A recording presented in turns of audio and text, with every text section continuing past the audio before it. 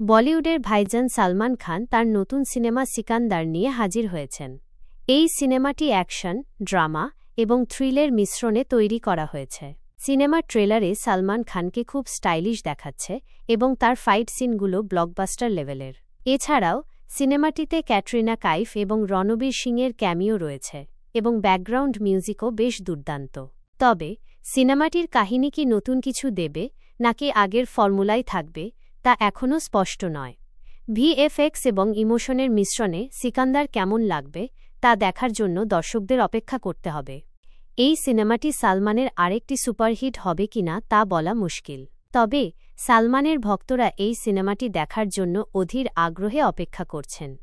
এখানে সিকান্দার সিনেমা সম্পর্কে কিছু অতিরিক্ত তথ্য দেওয়া হল। পরিচালক আর মুরুগাদোস।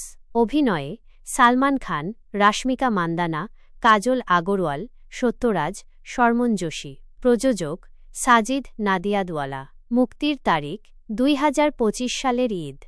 সিকান্দার সিনেমাটি সম্পর্কে দর্শকদের বিভিন্ন মতামত রয়েছে। কেউ বলছেন এটি সালমানের আরেকটি ব্লকবাস্টার সিনেমা হবে, আবার কেউ বলছেন এটি একটি সাধারণ অ্যাকশন সিনেমা। তবে সিনেমাটি মুক্তির পরেই বোঝা যাবে এটি দর্শকদের মন জয় করতে পারবে কিনা।